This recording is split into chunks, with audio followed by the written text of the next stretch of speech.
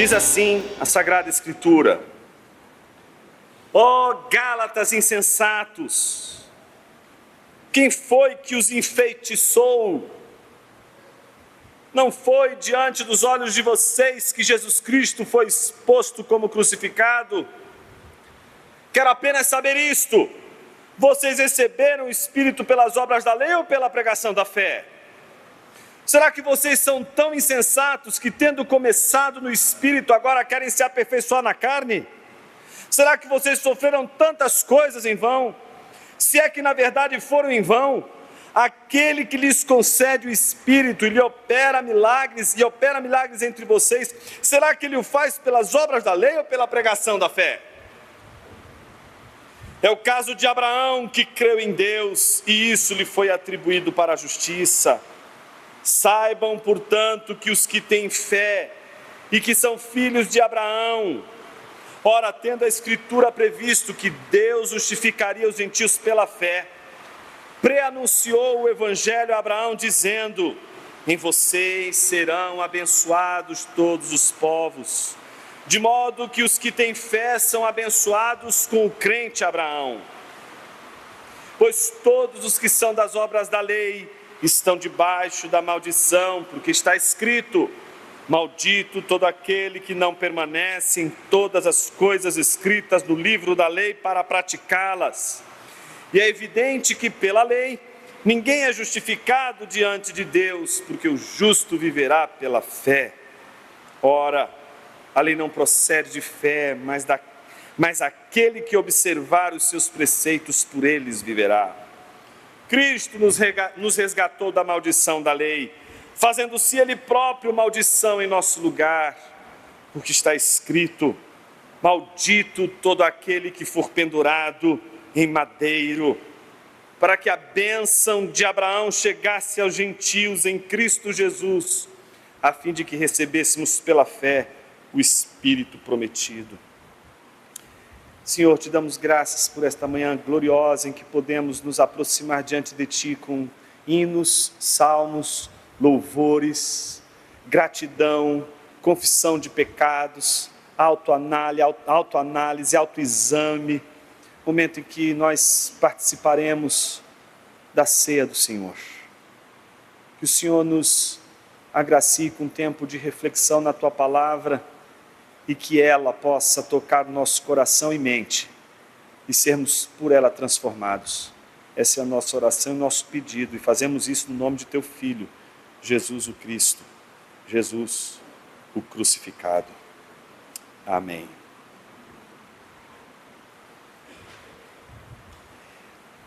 Uma das curiosidades, principalmente daqueles que leem o russo Fyodor Dostoiévski, é descobrir que Dostoiévski não é como essa de Queiroz. Vai descrevendo seus personagens, vários detalhes, vai falando do seu nariz adunco, vai falando das suas sobrancelhas, vai falando das silhuetas, e você vai formando uma imagem dessas personagens. Tamanha é a descrição detalhada que essa de Queiroz faz, na maior parte das vezes, de seus personagens. Mas aqueles que leem Dostoiévski têm dificuldade de fazer isso, porque Dostoiévski dificilmente descreve suas personagens. Quem poderia me dizer qual é o rosto do homem do subsolo, de Memórias do Subsolo, ou Notas do Subsolo, como alguns querem dizer? Quem poderia descrever as feições da personagem protagonista de O Sonho de um Homem Ridículo? Não conseguimos imaginar o seu rosto, não conseguimos imaginar a sua face, sabemos até seu nome. Alguns nós conhecemos o nome, mas sequer temos detalhes capazes de forjar a imagem desses autores com tamanha clareza, como outros brilhantes autores assim o fazem. Alguns arriscam acreditar que Dostoiévski nunca quis descrever detalhadamente as suas personagens, porque o foco maior de suas descrições não é de seu rosto, mas de seu mundo interior. E quando a gente lê os textos de Dostoiévski, o que mais chama a atenção é o poder que esse autor tem de descrever o mundo interior que habita um homem ridículo. Um homem que está deitado num sofá, com um revólver em sua mão, perdeu o significado da vida, perdeu o sentido da vida. Ele vai agora dar cabo de sua vida, vai pegar aquele revólver, apontar para a sua cabeça e dar o tiro que vai resolver de uma vez por todas o seu desespero. Não sabemos qual é o rosto dele, não sabemos o desespero que está estampado no seu rosto. Sabemos apenas que ele está deitado num sofá e que dentro de alguns instantes ele vai mirar aquele revólver na sua cabeça e vai destruir de uma vez por todas a sua vida. Mas aí ele pega no sono e dorme. E quando acorda, não quer mais dar cabo de sua vida. E toma uma das decisões mais improváveis. Ninguém poderia acreditar que aquele que um dia estava sentado numa poltrona, com uma arma apontada para a sua cabeça, a poucos instantes de apertar o gatilho e tirar a sua vida, que ele pegaria no sono e quando acordasse, se tornaria um pregador da palavra. Como pode alguém com uma história tão dramática, por mais que não tenha um rosto, possa mudar tanto e a gente perceber a sua mudança, mesmo sem saber a cor dos seus olhos? O que faz alguém mudar de vida? O que faz alguém mudar da água para o vinho? O que faz alguém ser transformado de uma tal maneira que, de um movimento suicida, de um movimento de explosão do universo à sua volta, se tornar um missionário, se tornar um pregador do evangelho, se tornar alguém completamente contrário àquilo que seria?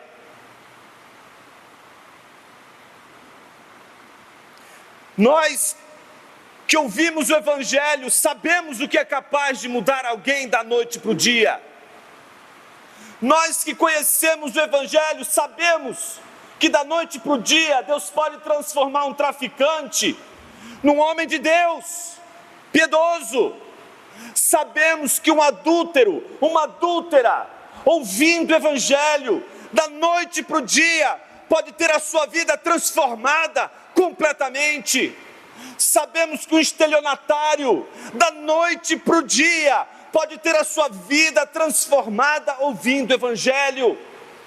Sabemos que pessoas que cresceram dentro da igreja, que conhecem as escrituras e sabem o evangelho, que participaram ao longo de sua infância de escolas bíblicas dominicais e dos mais diversos grupos, Cordeirinhos, o Exército de Jesus. O Jeff ficou até feliz agora, porque foi Cordeirinho.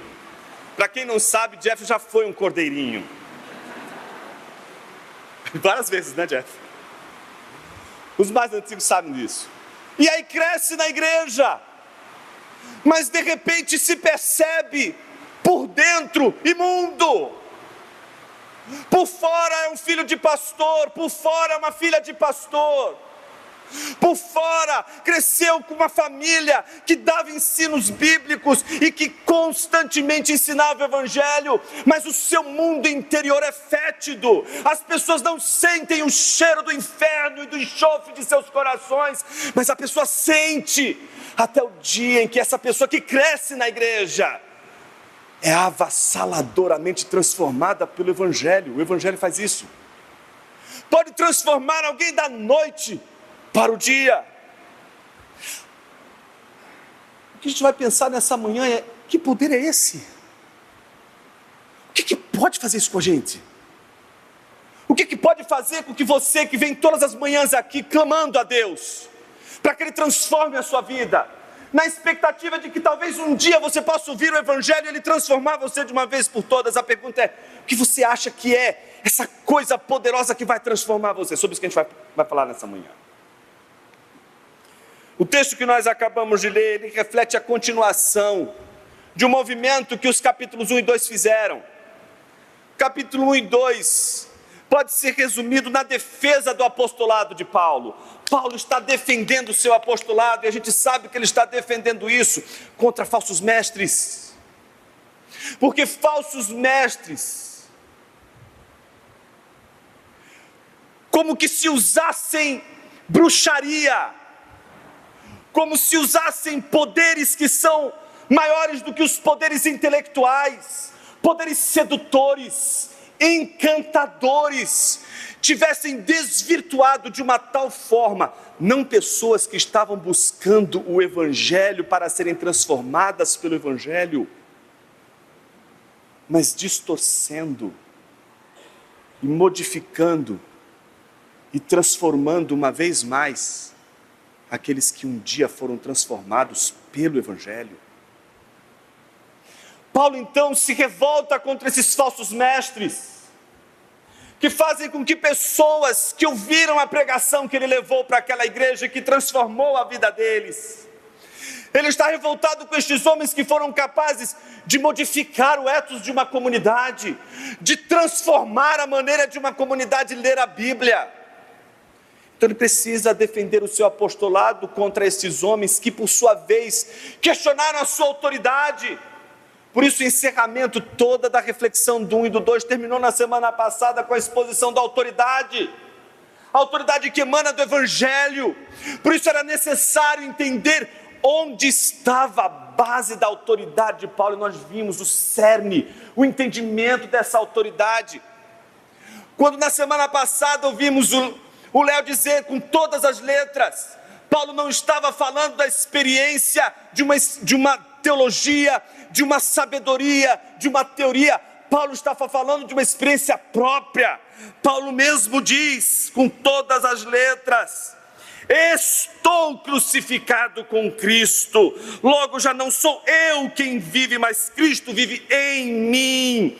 E esse viver que agora tenho na carne, vivo pela fé no Filho de Deus que me amou e se entregou por mim. Ele não está falando se entregou por nós, morreu por nós, deu a vida por todos nós. Ele está se apropriando de algo, ele está se apropriando de um amor, ele está se apropriando de uma cruz, está chamando essa cruz de sua cruz.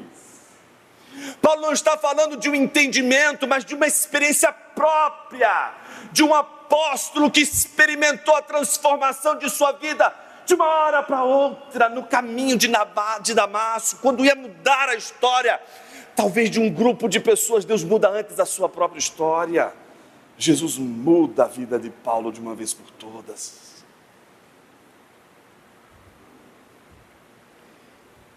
Mas até aqui a gente fica achando que os Gálatas são bobinhos. Até agora a gente fala assim, mas Paulo está defendendo o apostolado, Paulo está peitando os falsos apóstolos, os falsos mestres, não é? Onde é que ele vai encarar os Gálatas? Pronto, chegou a hora.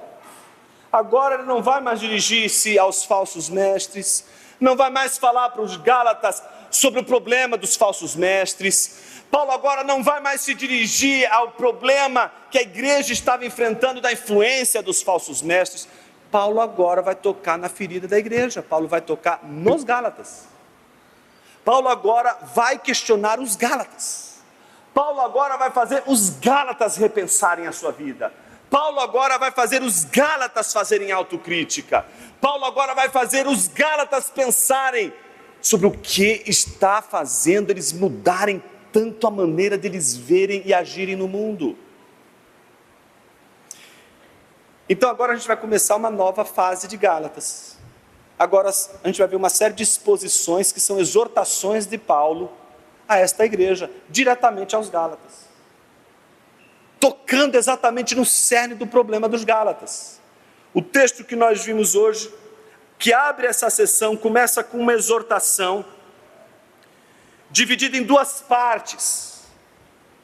A primeira parte, do versículo 1 ao 5, nós demos o título de A Insensatez dos Gálatas. Paulo, portanto, vai tocar no problema da tolice dos Gálatas, na insensatez dos Gálatas. E dos versículos 6 a 14, Paulo vai trabalhar a questão da maldição da lei. Então temos dois pontos importantes na exortação de Paulo. De um lado, a insensatez dos Gálatas. Do outro lado, a maldição da lei. Que, por certo, os falsos mestres não pregaram. Que, por certo, os falsos mestres não ensinaram. Que, por certo, aqueles que ensinaram a se submeterem às leis, não ensinaram. Como Paulo vai fazer isso? Dos versículos 1 a 5, justamente do jeitinho que o Léo gosta de trabalhar nos pequenos grupos, com uma bateria de perguntas. Ele não vai dizendo é isso, é seus porcaria, não vai xingando todo mundo. Ele xinga, mas é mais elegante. Ele chama de seus tolos, insensatos, com toda a educação do mundo, imagine. E na sequência, o que Paulo faz? Uma série de perguntas, começando com o vocativo: ó Gálatas insensatos, quem foi que os enfeitiçou? Quem foi que os enfeitiçou? Veja, Paulo está olhando para os Gálatas e diz assim: isso só pode ser fruto de bruxaria. Ninguém pode ouvir o evangelho tal como esse povo ouviu. Ninguém pode acessar o evangelho como esse povo acessou. Ninguém pode provar o evangelho como esse povo provou e cair de uma maneira tão absurda num golpe desses, se não for obra de bruxaria. Tem de ter algum encantamento, tem de ter alguma coisa além das palavras, tem de ter algo mais que seduziu os Gálatas. O que é que seduziu vocês? É isso que Paulo está dizendo. Não é possível que vocês estão trocando o evangelho da graça de Cristo Jesus por isso aqui. Para vocês trocarem por isso aqui. Ou vocês estavam com muita droga, ou foi bruxaria. Não faz sentido. Alguém que ouviu o evangelho não pode fazer um negócio desse. Não pode mudar tanto assim. Então Paulo está chamando a atenção dos Gálatas.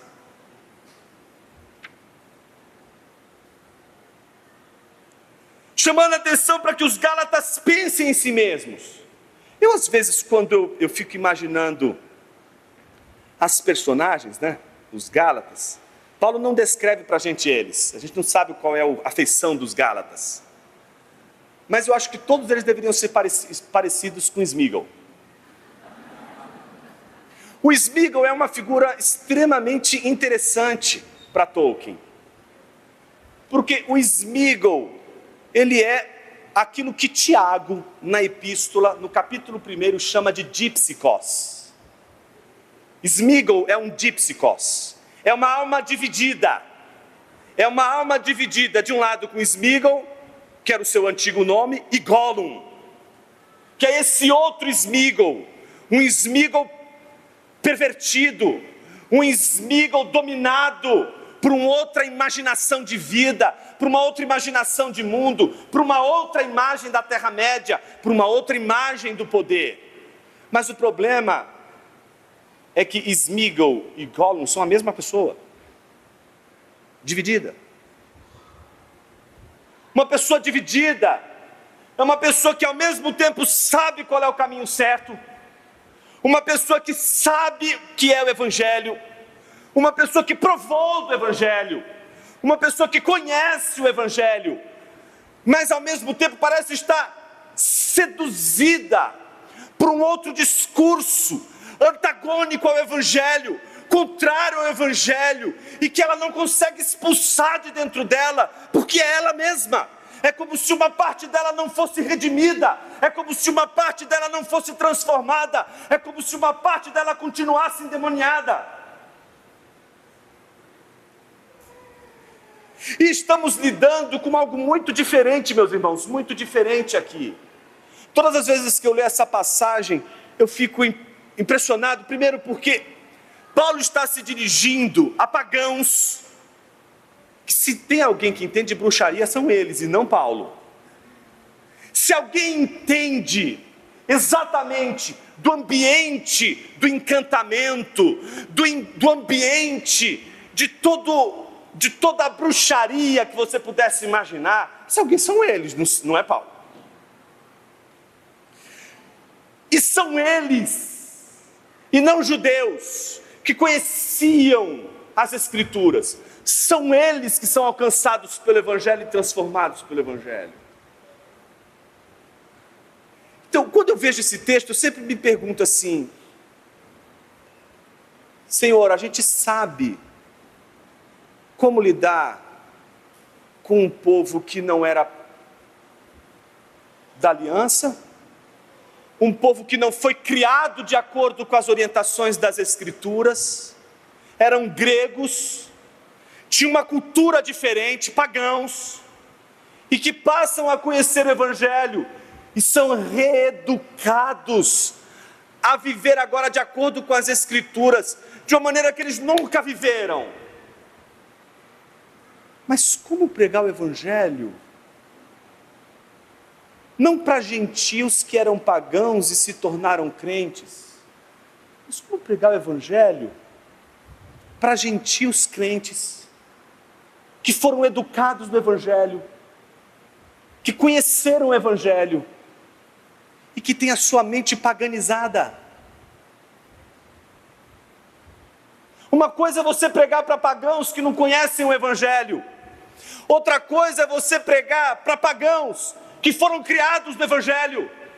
Eles são pagãos não porque eles desconhecem o Evangelho, mas porque mesmo conhecendo o Evangelho, vivem como pagãos, se comportam como pagãos, a imaginação é pagã, a maneira de encarar a vida é pagã, as raízes são evangélicas, as raízes são cristãs, as raízes são bíblicas, cresceram na igreja, mas ainda não acordaram para um movimento secular, de nominalização da fé. Nós estamos vivenciando isso na nossa cara, e não estamos vendo. A Europa aconteceu a mesma coisa, o catolicismo brasileiro a mesma coisa, e o protestantismo brasileiro está no mesmo caminho. Um crente nominal é alguém que nasce na igreja, cresce na igreja, conhece as Escrituras, sabe os hinos, canta os hinos, mas a vida não é conforme as Escrituras, não é conforme o Evangelho. Então Paulo está olhando para eles, como estivesse olhando também para a gente hoje, dizendo: o que pode ter encantado vocês mais do que o Evangelho? E Paulo diz: não foi diante dos olhos de vocês que Jesus Cristo foi exposto como crucificado. Veja, Paulo não está dizendo, não foi na escola bíblica dominical dos Gálatas que eu expliquei o esboço do Evangelho e apresentei para vocês as teses principais do Evangelho. Eu não expliquei o beabá para vocês. Não, Paulo não está dizendo isso. Paulo não está falando de sabedoria do Evangelho, algo muito bom, por sinal, mas não é disso que ele está falando. Ele não está falando da sabedoria evangélica, do conhecimento do Evangelho, da sabedoria do Evangelho. Não, ele não está falando disso. Ele está falando de uma experiência maior ainda, daqueles que sabem o que é o Evangelho e provaram do Evangelho, viram o crucificado. John Stott diz algo muito bonito. Ele diz assim: o Evangelho não é as boas novas de um bebê na manjedoura. O Evangelho não é as boas novas de um jovem trabalhando na carpintaria de seu pai. O Evangelho não é as boas novas de um pregador itinerante nos campos da Galileia. O Evangelho não é sequer as boas novas de uma sepultura vazia. O Evangelho é as boas novas do Cristo pendurado no madeiro. Não é ensinar o Evangelho, não é simplesmente explicar a doutrina do Evangelho, é mostrar para o povo de Deus o Cristo pendurado no madeiro. Minha pergunta para você, não importa se você chegou desde pequeno na igreja, não importa se você chegou há pouco tempo na igreja, minha pergunta é uma só: sua sabedoria, seu capital teológico amealhado ao longo dos anos fica fora? Minha pergunta é uma só: você consegue enxergar o Cristo pendurado no madeiro? Jonas, eu preciso entender melhor o que é isso. Porque se você não enxerga o Cristo pendurado no madeiro, qualquer feitiçaria vai encantar você, qualquer bruxaria vai encantar você, qualquer ideia mirabolante vai encantar você, qualquer imagem de Instagram prometendo para você fundos imundos, riqueza, glória, poder, beleza, e tudo isso vai encantar e enfeitiçar e escravizar sua mente e coração. Porque mesmo aqueles que viram e provaram e enxergaram Cristo pendurado no madeiro, podem trocar a imagem do Cristo pendurado no madeiro por uma fotografia de si mesmo, como uma versão de si mesmo de sucesso. Nós podemos buscar outras imagens no lugar do Cristo crucificado. Podemos buscar nas biografias de sucesso a imagem que procuramos imitar em nossas vidas. Podemos procurar nas histórias de homens e mulheres admiráveis, verdadeiramente incríveis no que fizeram, e procurar neles um modelo para as nossas vidas. Podemos ser seduzidos pelas histórias de sucesso, pelas histórias de homens e mulheres que podem ter sofrido, mas que chegaram em lugares onde você adoraria chegar, e se vê, inclusive, nestes lugares enquanto imagina e sonha. O feitiço é sempre uma imagem mais poderosa do que o Cristo pendurado no madeiro. Estamos numa batalha de imaginação, a batalha da imaginação que controla as suas paixões, que controla seus desejos, que controla as suas atitudes, que controla as suas ações. Nós consumimos imaginações o tempo todo. Queremos que um sermão nos ofereça uma imagem de mundo agradável para viver. Quantas e quantas pessoas não estão consumindo imagens e imagens de sermões que não são outra coisa senão a imagem da melhor versão de nós mesmos. Quem não quer ouvir uma descrição beleza, uma descrição maravilhosa e bem feita de nós mesmos? Mas o Evangelho não vai oferecer para você um você mesmo potencializado. A conversão não é você tornado super-herói. A conversão não é você numa versão 2.0. A conversão não é você numa visão melhorada. A conversão é somente a imagem do Cristo pendurado no madeiro. E se você não vê o Cristo pendurado no madeiro, se você não enxerga o Cristo pendurado no madeiro, você pode saber sobre o Cristo pendurado no madeiro. Você pode compreender sobre o Cristo pendurado no madeiro. Você pode estabelecer uma doutrina do Cristo pendurado no madeiro. Mas essa doutrina não é capaz de fazer apenas o que o Cristo pendurado no madeiro faz quando nós o vemos. Por isso Paulo sabe, quando eu preguei a vocês Eu não dei doutrina meramente. Eu mostrei o Cristo pendurado no madeiro. Eu fiz vocês verem Ele pendurado no madeiro. Vocês precisavam imaginar o Cristo pendurado no madeiro. Vocês não estavam no Gólgota. Eu não coloquei vocês no Gólgota. Eu trouxe o Gólgota para dentro do coração de vocês. Eu não levei vocês até a cruz de Cristo. Eu trouxe a cruz de Cristo para dentro de vocês, para que o mundo interior de vocês fosse transformado de uma vez por todas. É isso que Paulo está dizendo para eles. Mas eu só quero, diz Paulo, eu só quero entender uma coisa.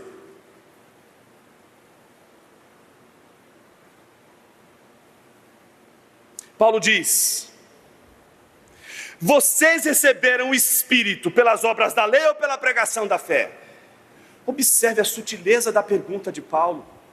Paulo não está olhando para os Gálatas e dizendo assim: vocês são um bando de incrédulo, são todos apóstolos, vocês vão para o inferno.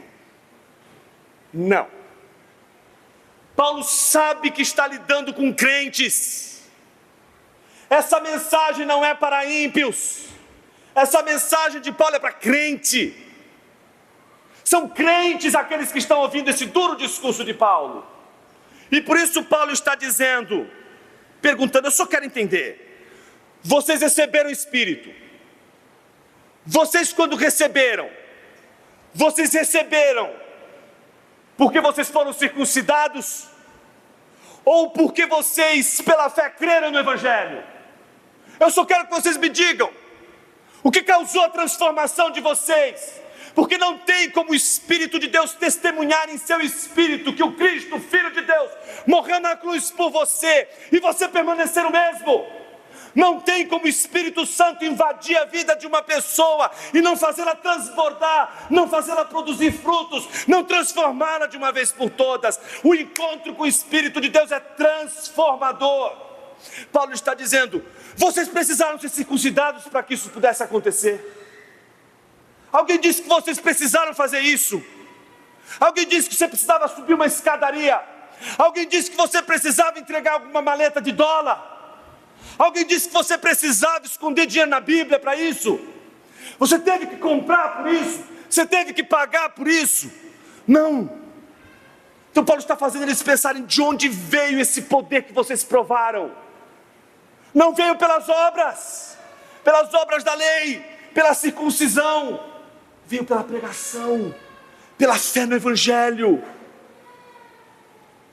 Paulo está incansável.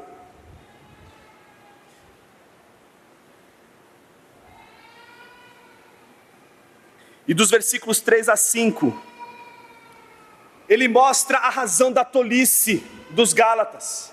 Veja como Paulo está ajudando os Gálatas a fazerem o que eles não conseguiram fazer até agora, a autocrítica. Só a autocrítica vai fazer você perceber não só a sua incoerência, a sua inconsistência, a sua contradição, mas a sua tolice. É a autocrítica que faz a gente perceber que a gente é ridículo. É a autocrítica que faz a gente, ao perceber o que estamos fazendo, dizer, peraí, não faz o menor sentido isso que eu estou fazendo. Por que eu estou fazendo isso? Nunca me esqueço, estava um dia pregando numa igreja, faz muitos anos isso.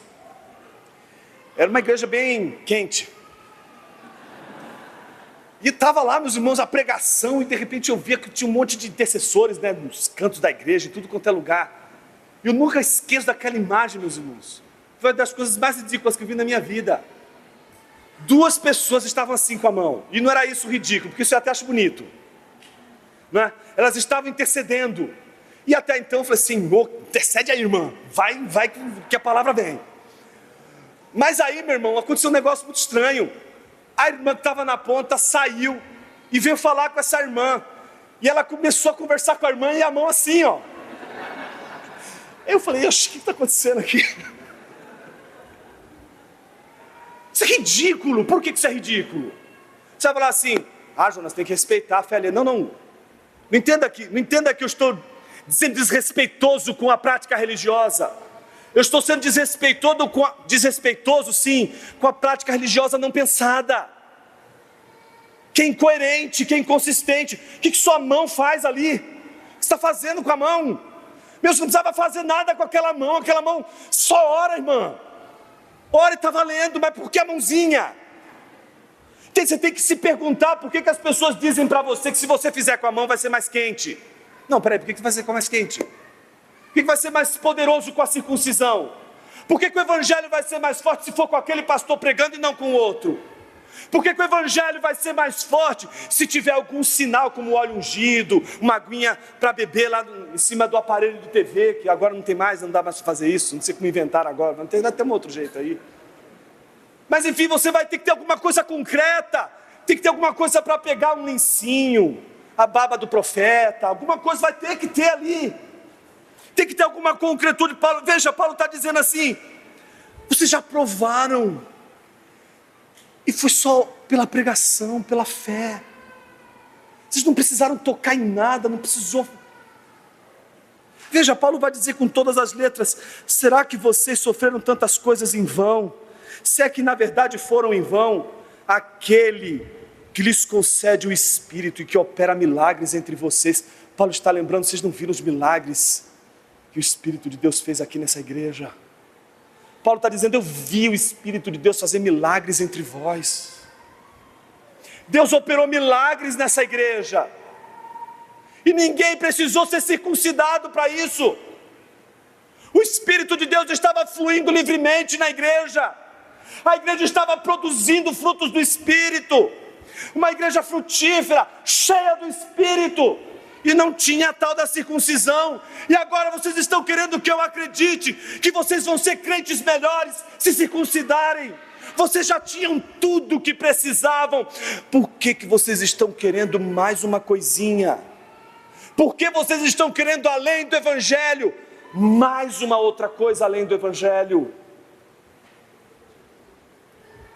E Paulo conclui com uma perguntinha: será que o Espírito o faz pelas obras da lei ou pela pregação da fé? Será que pelo fato de ninguém chegar aqui e simplesmente fazer, gente, não vai ter aqui um corredor meio de lado assim, que a nossa igreja não está preparada para esse tipo de coisa, mas vai estar aqui, os presbíteros todos com as mãos cheias de óleo, vão lambuzar, você vai sair da igreja lambuzado de óleo, mas você vai ser curado. Meus irmãos, não precisa disso para que os milagres aconteçam. Não precisa de show, não precisa de absolutamente nada, a não ser a pregação do Evangelho. Onde o Espírito de Deus está, milagres acontecem. Pessoas enfermas na nossa igreja vão ser curadas ouvindo o Evangelho, sim.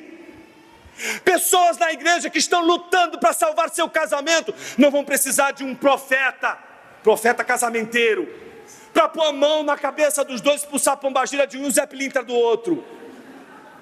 Não vai precisar fazer, uma mágica, não vai precisar fazer bruxaria. A gente tem o que mais a gente precisa para provar de uma comunidade que prova dos milagres, só pregando e ouvindo o Evangelho.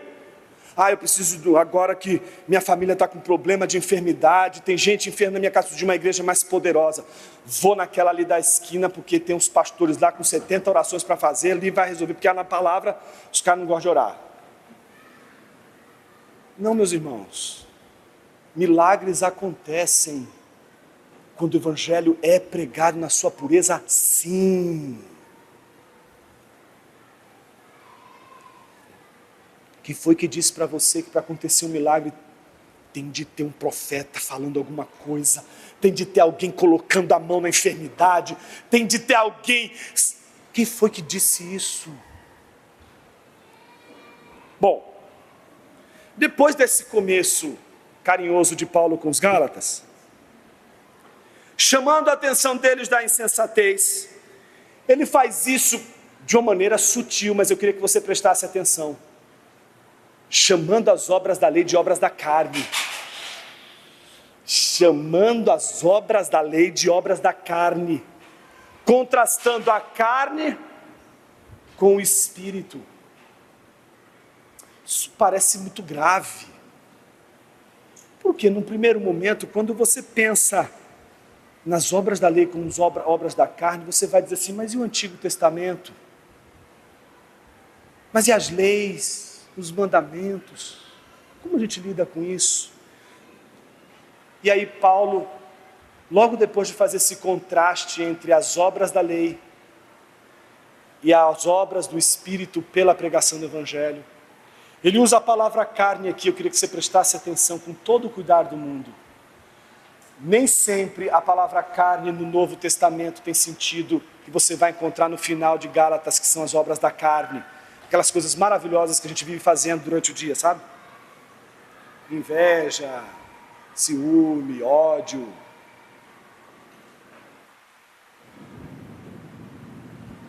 A palavra sarx também pode fazer menção às limitações humanas. O homem que é feito de carne é o homem temporal, o homem que morre. E Jesus se fez carne. Não está dizendo que Jesus se tornou imoral.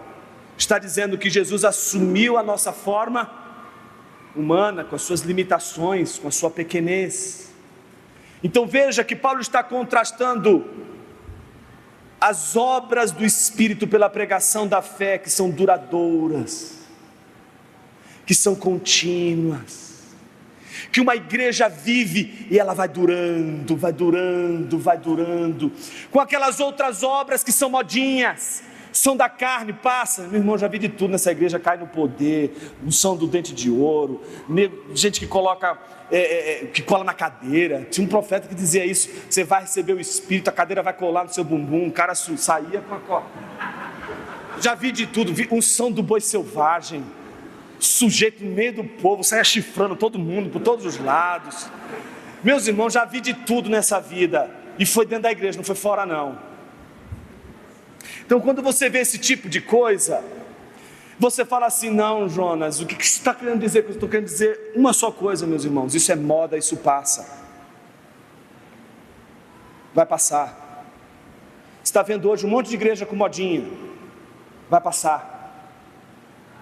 As modas, elas vêm e vão, elas duram instantes, mas uma igreja alicerçada no Evangelho, as obras delas não são obras carnais, no sentido de serem transitórias, passageiras, elas são duradouras.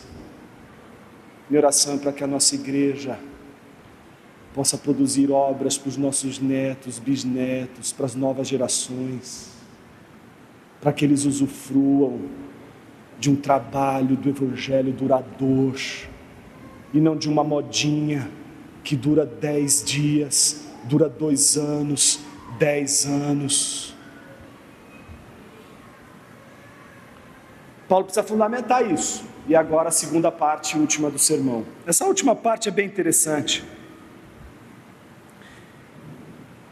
Paulo, ele vai, depois dessa bateria de perguntas, do versículo 6 ao 9, ele vai apresentar as bênçãos dessa fé duradoura, dessa pregação que constrói valores duradouros na nossa vida, de coisas que vão permanecer e não que vão passar. Então do 6 ao 9 ele vai falar dessas bênçãos.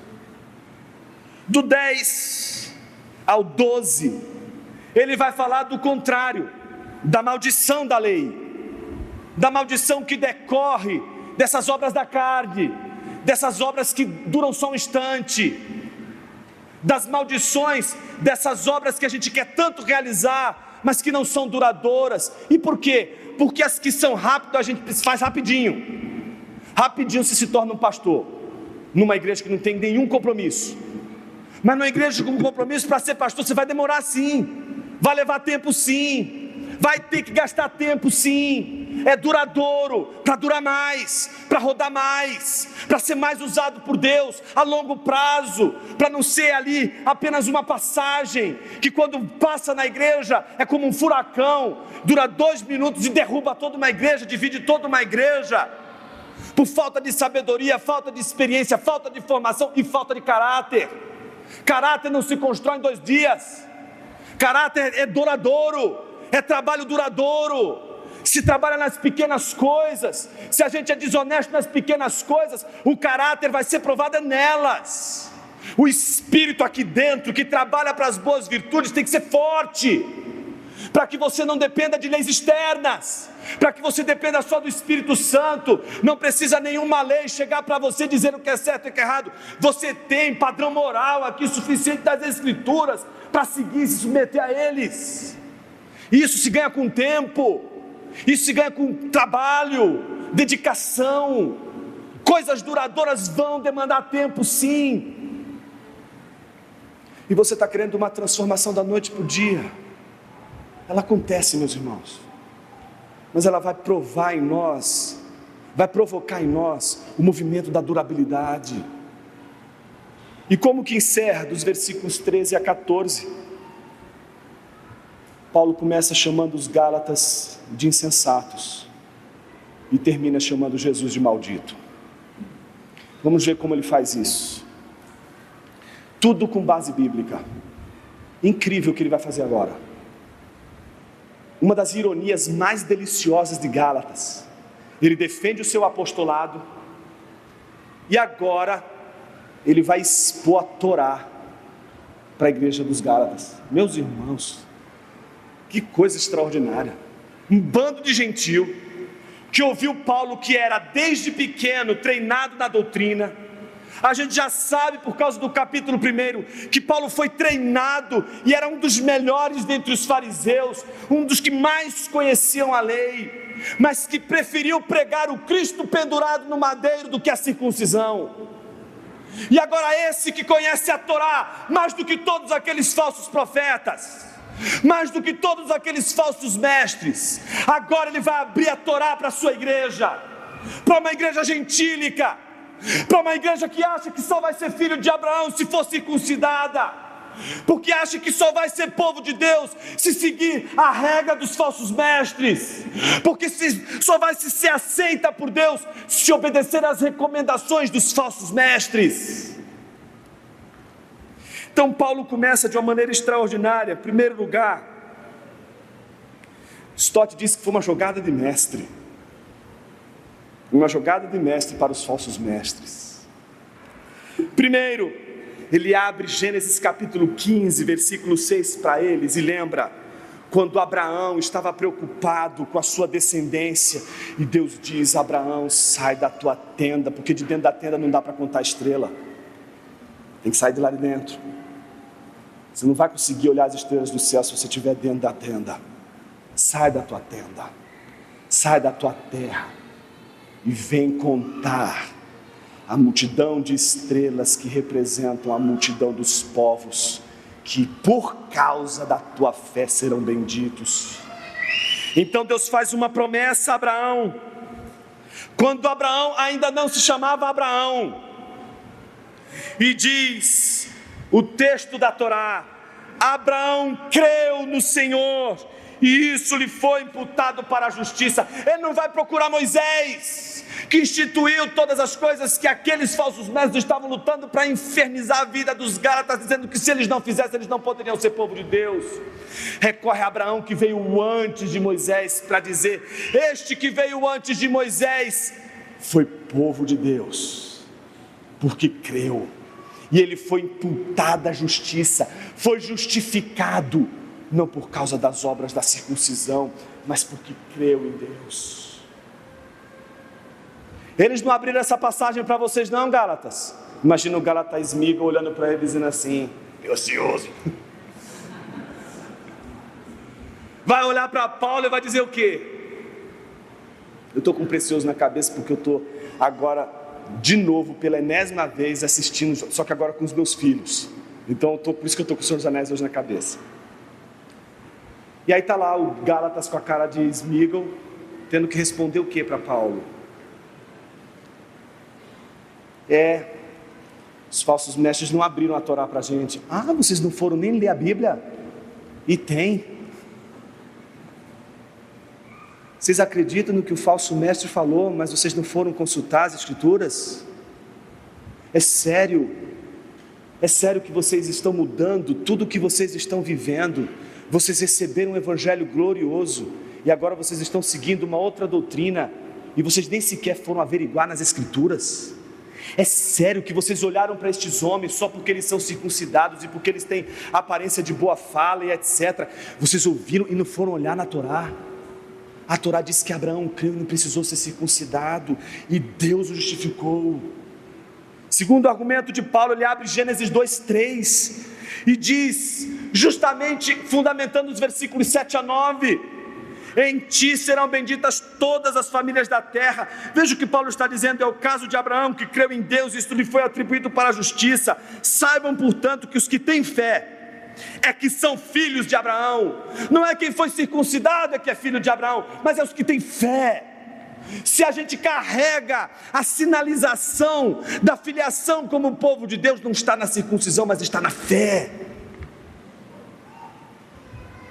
Observe, ora, tendo a Escritura previsto que Deus justificaria os gentios pela fé e não pela circuncisão, preanunciou o Evangelho a Abraão. Olha o que Paulo está dizendo: o primeiro a ouvir o Evangelho foi o nosso pai Abraão, e ele ouviu, foi essa mensagem, não a mensagem de Moisés que veio depois. Então Paulo apresenta, olha, e essas são as bênçãos: em ti serão benditas todas as famílias da terra. Os gentios serão abençoados justamente pela fé de Abraão. Em contrapartida, depois de mostrar que os falsos profetas estão enganados, e que não é a circuncisão que nos torna filhos de Abraão, mas a fé, Paulo resolve falar, mas eles não contaram para vocês o que precisa fazer se você quiser se tornar judeu? Eles não contaram tudo para vocês? Então abra a sua Bíblia, ele vai dizer em Deuteronômio capítulo 27, versículo 26, você já leu? O Smigel, não. E Abacuque 2,4, você leu? Também não. Você não leu a Torá, você não leu os profetas. Leu Levítico capítulo 18, versículo 5? Também não. E vocês estão seguindo esses caras, eles estão falando um monte de asneiras e vocês estão seguindo eles, sem vocês terem aberto a Bíblia. Como é que você ouve alguém pregar para você e não vai conferir no texto se está dizendo isso na Bíblia ou não? Pode ser bonitinho, cheirosinho, pode falar bonitinho, pode ter a cara mais piedosa do mundo. A Bíblia diz que que demônio se parece com anjo, irmão. Toma cuidado, vai olhar na Escritura, ouvir o sermão de hoje, vai ver o texto, vai ver se está dizendo exatamente o que foi dito. Não confie em ninguém, a não ser nas Escrituras. E se você depositar confiança em algum homem, que seja porque o homem está repetindo o que está na Bíblia, mas não porque disse. Então Paulo diz, Deuteronômio 27 diz, maldito aquele que não observar as palavras dessa lei, não as cumprindo, e todo o povo dirá amém. Eles não disseram para você que se você quiser seguir esse caminho das obras da lei, vocês têm de obedecer toda a lei, não só a circuncisão? Eles não contaram toda a história para você, que não basta circuncidar, que você tem que obedecer toda a lei de Deus? Vocês vão obedecer a lei de Deus, sim? Vão! Imagina esses 10 mandamentos que a gente hoje disse, com a graça de Deus. É claro, todo mundo com a graça de Deus vem com mais força. E quando a gente vai vendo aquela listinha ali, meus irmãos, então o que Paulo está dizendo para eles? Não é a circuncisão. Veja, existe uma maldição que decorre da desobediência da lei de Deus. E Jesus está dizendo, vocês estão trocando a desobediência de vocês, porque vocês não vão conseguir cumprir a lei, pela obediência do que foi pendurado no madeiro. Vocês estão confiando que vocês obedecerão aos mandamentos, vocês estão confiando na obediência de vocês, e não na obediência daquele que foi pendurado no madeiro. É isso mesmo.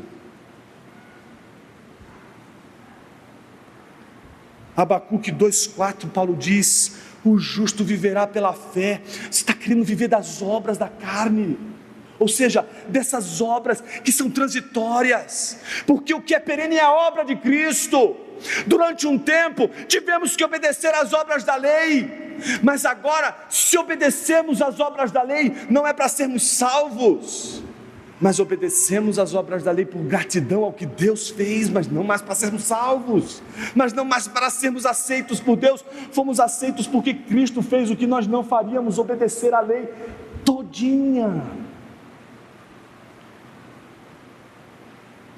Versículo 12, Paulo conclui citando o último texto bíblico.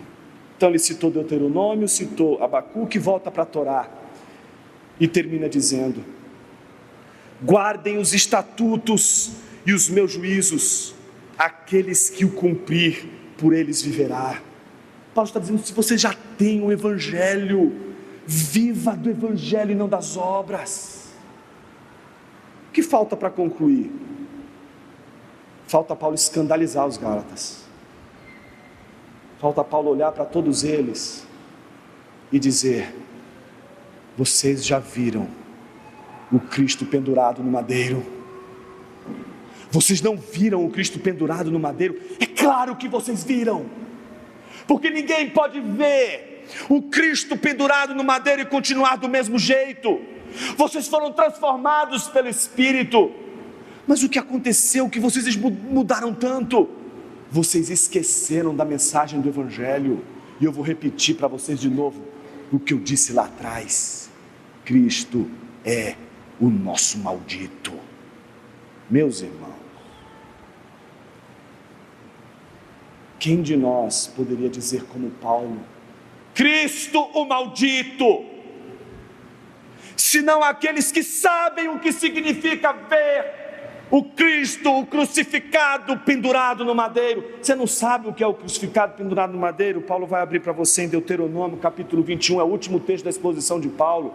Ele vai dizer, vai lembrar justamente os versículos 22 e 23 que dizem o seguinte, observe: se alguém tiver cometido um pecado que é passível de pena de morte, e tiver sido morto, e vocês o pendurarem no madeiro, o seu cadáver não deve permanecer no madeiro durante uma noite. É preciso sepultá-lo no mesmo dia, pois o que é pendurado no madeiro é maldito de Deus. Não entendeu o que está dizendo o texto? O texto não está dizendo que alguém se torna maldito de Deus porque foi pendurado no madeiro. É pendurado no madeiro aquele que é o maldito de Deus. Não é pelo fato de ter sido pendurado no madeiro que alguém se torna maldito. Alguém é pendurado no madeiro porque é maldito.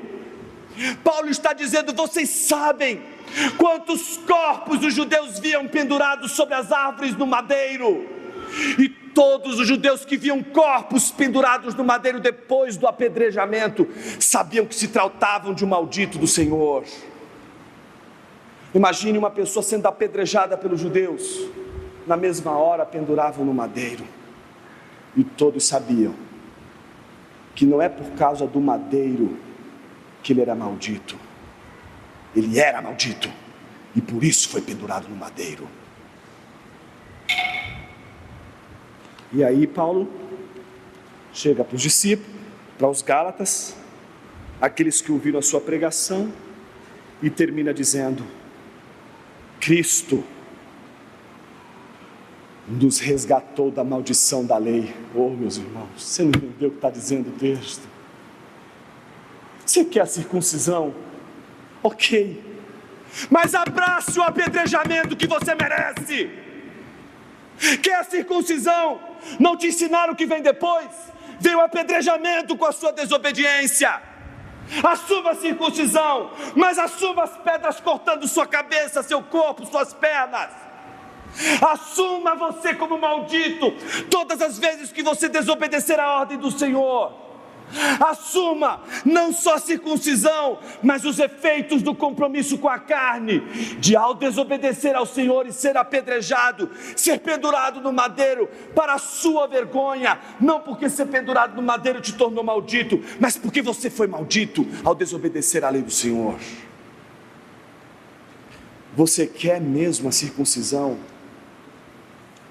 Então abrace o seu juízo. Mas se você ouviu o Evangelho, Você está como aquela mulher, a ponto de ser apedrejada, há poucos instantes de ver o seu corpo pendurado no madeiro, e ser sinalizada e reconhecida por toda a comunidade como maldita de Deus.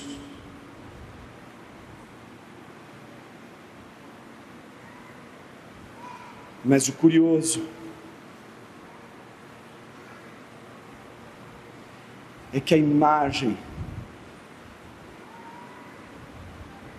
não é mais a de você com os homens largando as pedras, soltando as pedras, porque Jesus em sua defesa disse: aquele que não tiver pecado atire a primeira pedra. A diferença é que você e Jesus é um só, e que o Evangelho tornou você e Jesus um só, e agora você não se vê mais no lugar da mulher adúltera, mas você vê no lugar da mulher adúltera o Senhor do Universo. Todos os homens têm as suas pedras nas mãos, e não haverá nenhum homem que possa no meio daqueles homens dizer: quem não tiver pecado, que atire a primeira pedra. É preciso ver Jesus ser apedrejado quando olhamos para a cruz como maldito em nosso lugar. A Bíblia não nos oferece uma metáfora da cruz. Jesus não está dizendo que ele ocupou metaforicamente. Você estava naquela cruz com ele. Você é um só com Cristo. A igreja nasce da cruz de Cristo, mas você prova das delícias da cruz. Você prova das bênçãos da cruz, enquanto Jesus prova as maldições da cruz.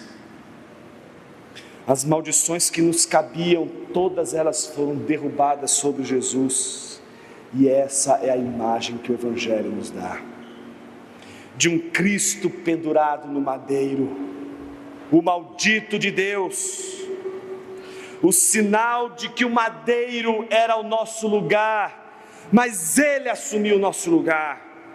Olhamos ele no madeiro, e por isso não conseguimos ficar de pé, senão de joelhos, e diante do Cordeiro humilhado, nós reconhecemos, nós somos os malditos, e Jesus olha para a gente e diz: não, Senhor, vocês não suportariam este madeiro, vocês não suportariam ser o maldito de Deus. Eu sou o maldito de Deus. Nós olharíamos para ele e diríamos mais uma vez: somos os malditos, nós deveríamos estar aí, Senhor. O Senhor está em nosso lugar. Por que o Senhor está aí? Desça daí, me coloque no teu lugar. Sou eu que mereço essa coroa, sou eu que mereço esses espinhos, sou eu que mereço essa humilhação. Como pude esquecer do teu Evangelho? Veja, não é simplesmente dizer como pude não conhecer o teu Evangelho, não é a mensagem para ignorantes do Evangelho, é como pude, conhecendo o Evangelho, esquecer do Evangelho mais uma vez. É disso que a gente está falando nessa manhã. Como a gente pode esquecer de novo da cruz de Jesus?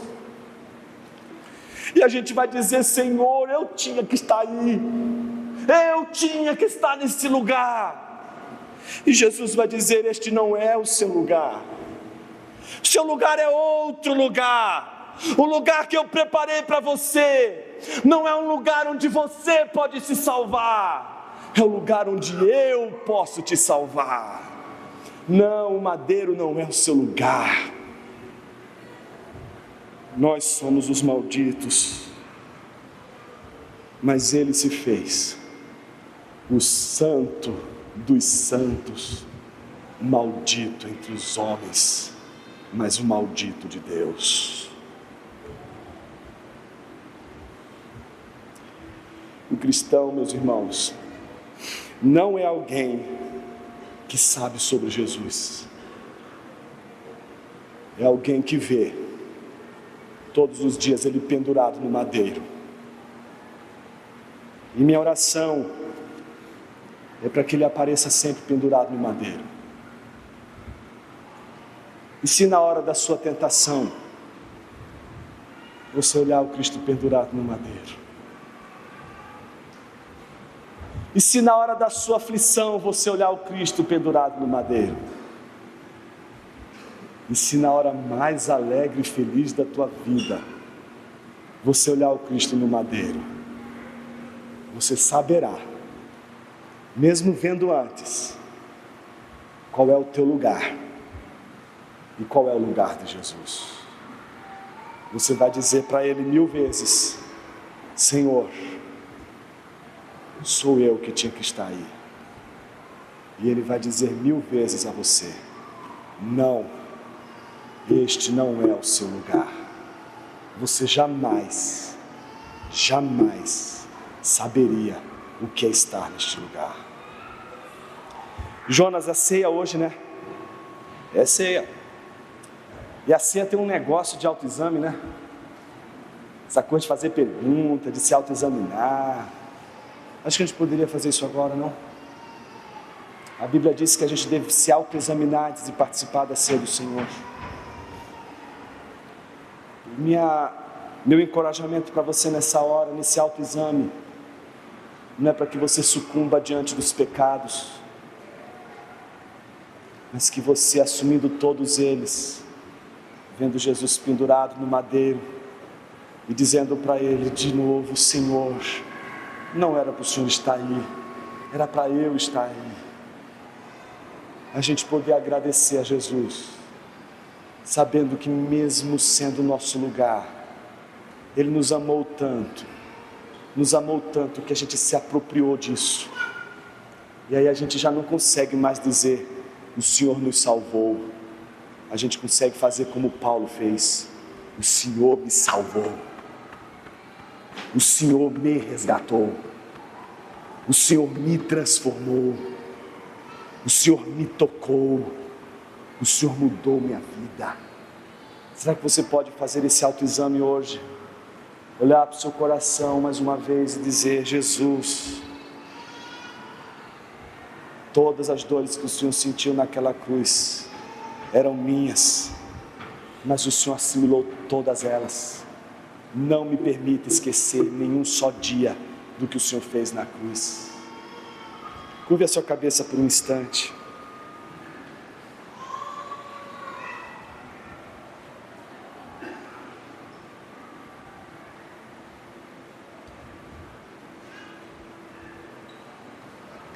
E que nesse momento de autoexame, você possa dizer mais uma vez a Jesus: Senhor, era para eu estar aí, mas Tu és o crucificado, Tu és o Cristo pendurado no madeiro, e eu o vejo, e é assim que as coisas são.